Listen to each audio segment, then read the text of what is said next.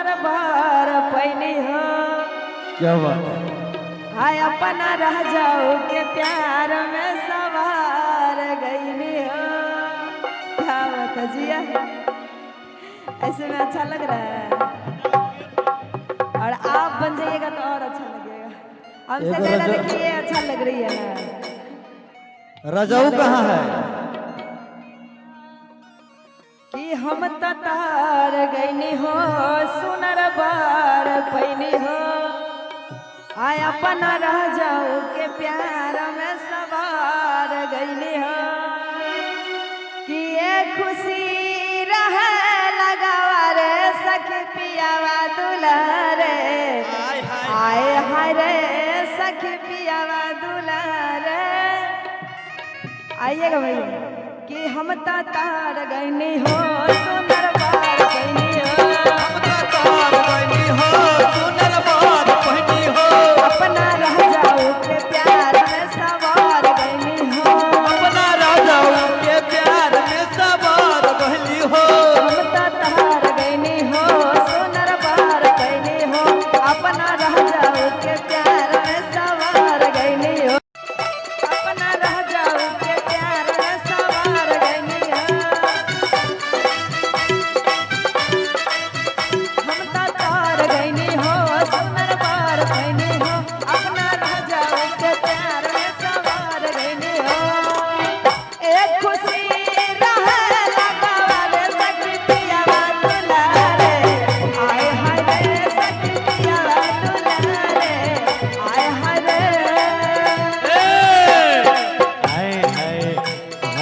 तार गईनी हो सुनर धार गईनी हो।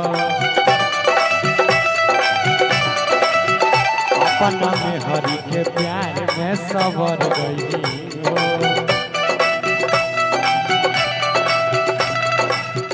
हम तार गईनी हो सुनर पर गईनी हो।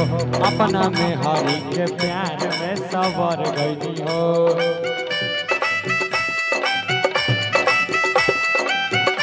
क्या बात है?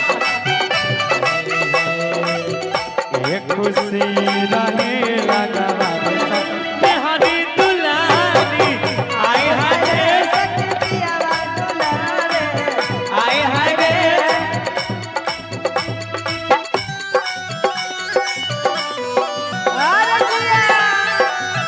आवाज